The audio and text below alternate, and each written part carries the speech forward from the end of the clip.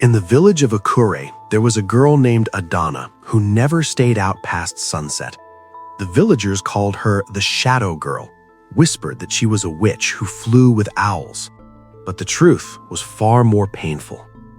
Every night, as the moon takes its place in the sky, Adanna's bones soften, her skin turns green and cold, and her voice is silenced. By midnight, she is no longer a girl. She is a watermelon sitting in the dust of her room. But why? Is it a curse from an enemy or a secret she's been keeping to stay alive? Prepare your tissues, because the reason Adanna turns into a fruit every night will absolutely break your heart. The first rooster had not even crowed when Adanna woke up. She always woke early, before people could see her, before they could whisper, before the sun climbed high. She tied her old scarf around her head and stepped outside with her clay pot. The ground was dry and cracked like old skin. Dust danced in the air. Women stared. Children pointed. "Witch girl," one boy said. "She walks like a ghost," another whispered. Adanna kept her eyes down. She never spoke back. Her heart was soft, but the village was not. All day she fetched water, swept floors, and sold roasted corn in the market. She smiled when customers came. But when the sky began to turn orange, her hands started to shake. Sunset, her worst enemy. She packed quickly and ran home. She locked the door, covered the windows. Then she waited. Her breathing grew fast. Her skin felt dry, too dry, like sand. The moon slowly climbed. Then, green lines appeared on her arms. Her fingers stiffened. Her bones began to bend. Pain shot through her body. She fell to the floor, and the change began again. But tonight, someone was watching from outside her hut, and they saw everything. Chike had followed her. He did not believe the witch stories. He only wanted to understand. He crouched near the window. At first, he saw nothing. Then he heard a soft cry. "Help! It hurts!" His heart jumped. That was Adanna's voice, but it sounded weak. He peeped through a crack. What he saw made him freeze. Her arms were shrinking, her legs folding, her skin turning green with dark stripes. He wanted to scream, but no sound came out. Her body curled smaller, smaller. Then, silence. Where Adanna had been, a watermelon sat on the floor, still, round, shining under the moonlight. Chike stumbled back. No, this is not possible." He ran home shaking, but one thought would not leave him. If she is a witch, why was she crying? And that question would change everything. Morning came slowly to Akure. The sun rose like a tired fireball. Dust covered the roofs. Smoke curled from cooking pots. But something felt different. People were whispering more than usual. Two women stood near the well. "I heard strange sounds last night," one said. "From the Shadow Girl's hut," the other replied. "My son said he saw light, green light." Adanna walked past them with her pot. Her head stayed low. Her feet moved fast. Her chest felt tight. Whispers followed her like flies. Witch, spirit child, bad luck. Each word stung like a slap. She wanted to shout, she wanted to cry, but she only walked. At the market, customers avoided her stall. No one bought her corn. Even little children pulled their mothers away. By noon, her basket was still full. Her stomach growled. She had no money for food. Still, she did not blame them. She only felt tired, very tired. Then she saw him, Chike, standing near the palm tree, watching her, not with fear, not with anger, but with worry. Their eyes met. She quickly looked away. "Please don't come close," she whispered to herself. "If he knows, he will hate me too." But Chike started walking toward her, step by step. Her heart beat fast, faster. What if he told the others? What if he screamed, "Witch"? She packed her things quickly and ran home. She locked her door, leaning against it, shaking. Outside, she heard footsteps stop. A soft knock. "Adanna, it's me," Chike said gently. "I need to ask you something."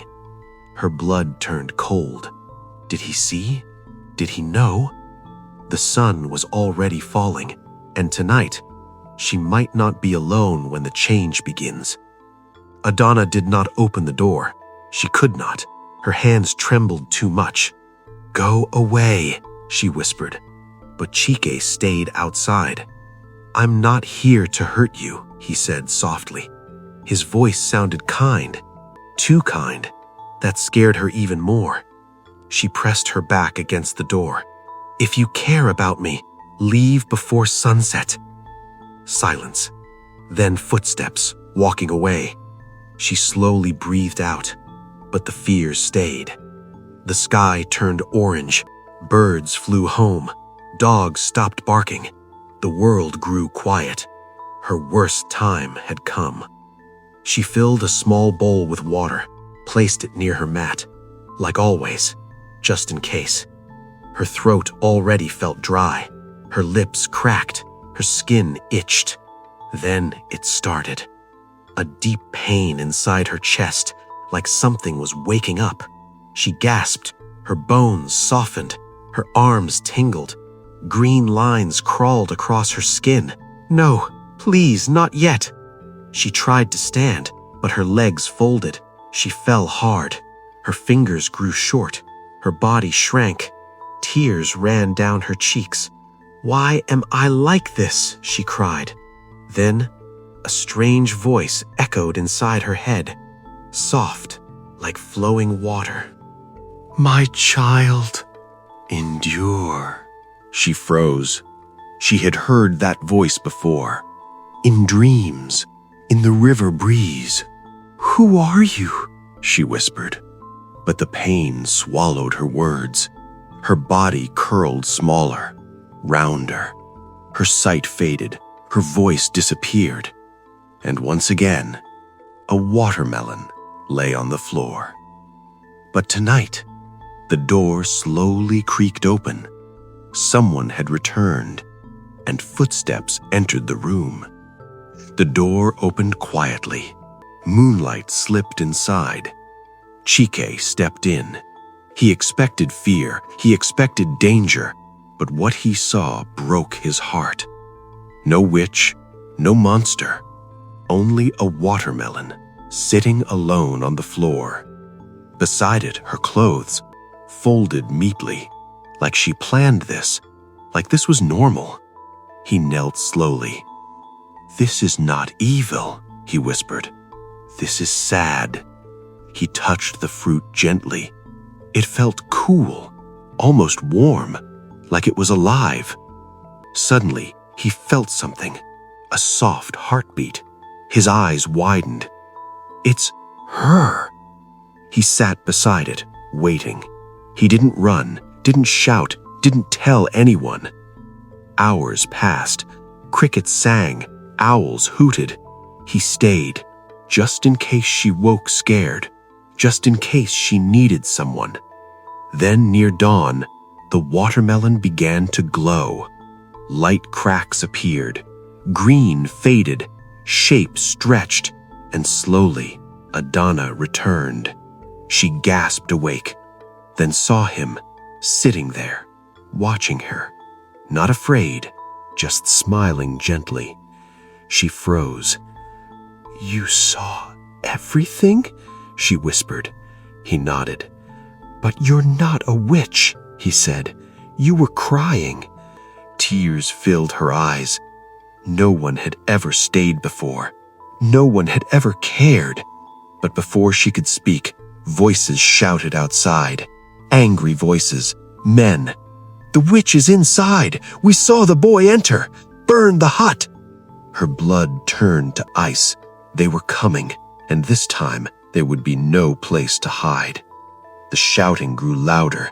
feet stomped on the dry ground, wooden sticks knocked against stones. Adanna's heart pounded so hard she thought it would jump out of her chest. "They're coming," she whispered. Chike stood quickly. "Don't be scared, I'm here." "But you must go," she cried. "If they see you with me, they will call you cursed too." Before he could answer, bang! Something hit the door. "Open up," a man yelled. "Come out, witch!" Another bang. Dust fell from the roof. Adanna covered her ears. "I don't want them to hurt you," she said, shaking. Chike looked around the small hut. There was nowhere to hide. The back window was too small. The walls were weak. Then someone shouted, "Bring fire!" Her breath stopped. Fire. They would burn everything. Her home, her body, her secret. Tears rolled down her face. "I didn't do anything wrong. I just want to live." The door cracked. Wood split. Smoke slipped inside. Chike grabbed her hand. "We run to the forest," he said. "The old river path. No one goes there at night." She nodded. It was the only place people feared. They believed spirits lived there. Maybe that was safer. They slipped out the back hole in the wall, bare feet hitting the dust, running. Branches scratched their arms. Behind them, flames rose, voices chased. "Don't let them escape!" The moon watched silently. The forest grew darker, deeper, the air colder. Then Adanna felt it, that dry feeling again, her skin tightening. The change was coming, and they were still far from safety. If she turned now, Chike would see everything again, and the hunters would find them. She stumbled, fell to her knees. "Chike," she gasped. "It's starting." Chike helped her up. "Just a little more," he said. "We're almost there." The trees grew thick like walls. Owls stared with wide eyes. Wind whispered strange songs. Then they reached it, the old river. Long ago it used to roar. Now it moved slowly like a tired snake. But it still shined under the moon, silver and quiet. Adanna fell beside it. Her throat burned. She scooped water and drank. Cold, sweet, life. The tightness in her skin eased a little. Chike watched her carefully. "Why water?" he asked gently. She shook her head. "I don't know, but when I'm near water, the pain slows down." Suddenly, the river rippled. Even though there was no wind, circles formed. Light glowed from below, blue, soft, beautiful. Adanna stared. Her heart beat strangely, like the river was calling her name. "Come," a whisper floated across the water. She froze. Chike heard nothing, but she heard it clearly. "Adanna, my child." Her chest tightened. Tears filled her eyes. That voice again, the one from her dreams. The water rose slightly, like hands reaching up. Chike stepped back. "This place feels strange." But Adanna stepped forward, drawn by something old, something warm, something familiar. "Who are you?" she asked the water. The river shimmered, and slowly a woman's shape formed from light, hair flowing like waves, eyes shining like stars. Not scary, not evil, but sad, very sad. The glowing woman stood above the water, her body made of light and flowing streams. Her voice sounded like rain on leaves, soft, gentle, full of love. "Adanna," she said again. "My child." Adanna's chest hurt, not pain. Something else. Something warm. "Who are you?" she whispered. The spirit smiled sadly.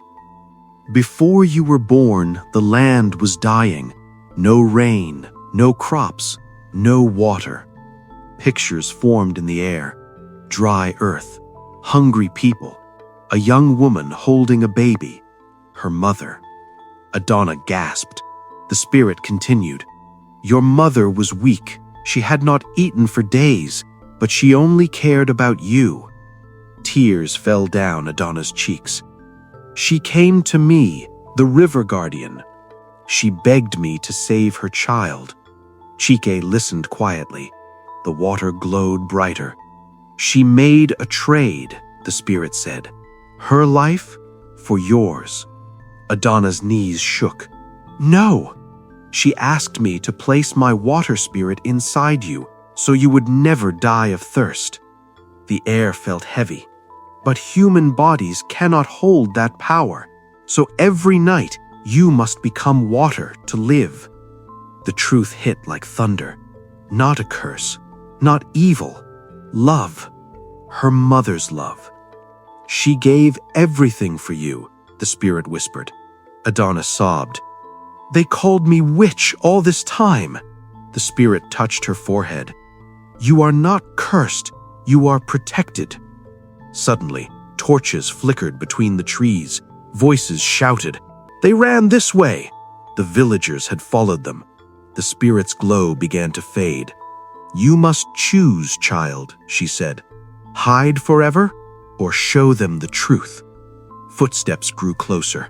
Firelight danced. Adanna wiped her tears and stood up.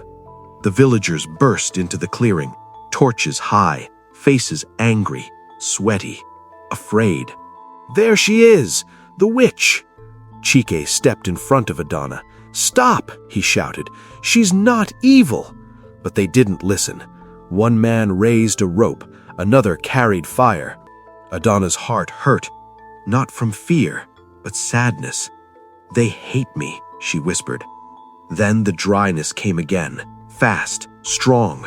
Her time was up. She looked at the river spirit, then at the sky, then at the people. "No more hiding," she said softly. She stepped forward. Green lines appeared. Gasps filled the air. "What's happening?" Her body shrank. Bones softened. Skin turned striped. Before their eyes, she changed into a watermelon. The crowd froze, silent. No monster, no claws, only a fruit, small, harmless. Tears rolled down Chike's face. "She turns into this every night to live," he shouted. "She's not a witch." The river suddenly glowed. The spirit appeared above the water. "My daughter gave her life to save this child," the spirit thundered gently. "Is this how you repay love?" The torches shook. People dropped them, ashamed. Slowly, they knelt. But one old woman whispered, "If she changes forever, will she ever be human again?" And the spirit looked uncertain, very uncertain. Dawn slowly touched the sky. Birds began to sing. The watermelon glowed softly. Cracks of light spread. Then Adanna returned, human again, weak but alive. She looked around. No anger, no stones, only quiet faces, some crying, some ashamed. The village chief stepped forward. "We were wrong," he said. "We told you witch, but you were only surviving." An old woman placed a cloth around her shoulders. "Forgive us, child." Adanna blinked. Her chest felt full, not heavy, warm. Chike smiled at her. "You're not alone anymore." The river spirit appeared one last time. "Your mother's love saved you," she said gently, "and now others will protect you too." The glow faded, but the river sparkled brighter than ever. From that day on, no one called her witch. Children fetched water with her. Women shared food. Men fixed her hut. And every night when she changed, someone stayed nearby, guarding her, not afraid. Because they knew the truth. She was not cursed, she was loved. And love sometimes looks strange, but it is still love. Moral lesson: never judge someone because they look different. Some people carry pain you cannot see, and sometimes what looks like a curse is actually the greatest act of love. So if you ever see someone different, be kind. If you ever hear rumors, choose love instead, because you never know. They might be carrying a story heavier than yours, and maybe, just maybe, your kindness could save them too. If this story touched your heart, don't forget to like, share, and subscribe for more emotional folktales and magical stories. See you in the next story.